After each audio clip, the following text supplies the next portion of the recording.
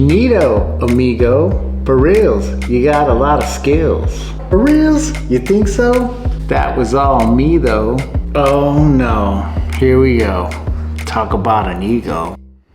You ever feel like there's an invisible force that's holding you back and keeping you from your full potential? What if I told you that that invisible force actually lives inside you?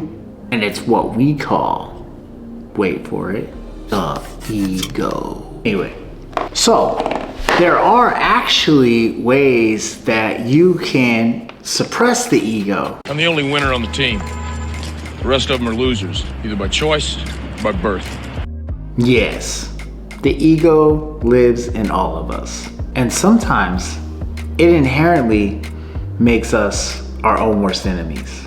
Sometimes when you're dealing with somebody else's ego, your ego starts to act up. But there is a way to cultivate a mindset that will help you overcome your ego. It starts off with a self-reflection, recognizing where your ego is and when it's acting up.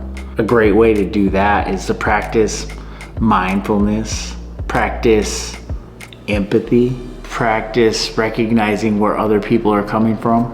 And another way is to embrace vulnerability. Recognize when you actually mess up, or recognize when you actually don't know something. Nobody likes to know it all. Overcoming an ego isn't really like something that just happens like that. You can't completely overcome your ego. Your ego is something that you're gonna deal with for your whole life. It just helps to recognize where it's at and to help sort of suppress it. I read this book about the ego. It was by Ryan Holiday. Does listening to audiobooks count as reading books? Because that's how I read my books. I feel like it counts. Anyway, the book was called Ego is the Enemy. And I really enjoyed the book. And it gave me a lot of things to think about.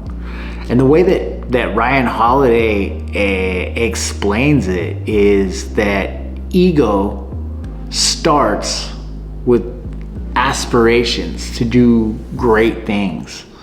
And it's like you have this idea and you're like, yes, I'm gonna do this, I'm gonna do that.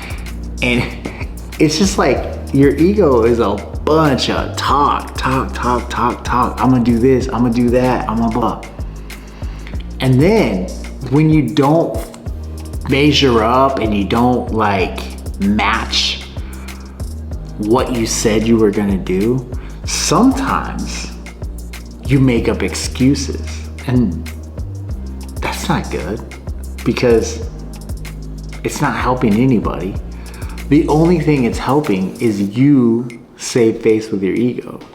But Ryan Holiday offers a way to counteract this, and it's basically to find somebody who is an equal to you so that you can have somebody to compete with, and it kind of keeps you in line so you're not making up stuff or talking about stuff that you're not going to do. You actually have to be able to keep up with your equals or keep up with your competitors. And that is a great way to counteract the aspiration ego, we'll call it. And then there's the success ego, which is the most common when we are referring to egos. I think an example would be somebody like maybe Kanye West. Just told you who I thought I was, a god. I just told you. You know, when people have like the big heads, you know. His head is so big that he can't wear any hats. The way Ryan Holiday explains how to counteract the success ego would be to find somebody who is greater than you, somebody who can humble you, which if you're all the way up on top, nobody's greater than God. Nobody's greater than Jesus. So, I mean, those are some great examples. But if you find somebody who's like a coach, somebody who, somebody who's done things that you haven't done, even though you're successful, there's always somebody who's going to be more successful than you. So keep yourself humble. And the third type of ego that Ryan Holiday talks about is the failure ego. And that's a very common one that we don't recognize as ego. But it's really damaging, because when you set your aspirations really high and you don't succeed and you basically fail, your ego tells you that failure is bad. And failure is not bad. Not trying is bad. Failure is something that happens. Everybody fails. That's how people get good at things. And the way to counteract the failure ego, according to Ryan Holiday, is to become a mentor. Find somebody who's lower than you and bring them up. The ego is a mother. The ego basically makes us not want to do degrading work. It makes us feel entitled. The ego slows growth, even and especially when you're successful. It's like it keeps you from mastery. If you're really good at something, don't you want to get better? You should never, ever, ever stop trying to learn. Your ego can give you so much concern about your self-image that you become obsessed. And you don't want to fail at anything or have anybody recognize that you messed up in any way. And that's when it becomes kind of dangerous. And this happens a lot with successful people. Imagination is always manufacturing scenarios, both good and bad, and the ego tries to keep you trapped in the multiplex of the mind.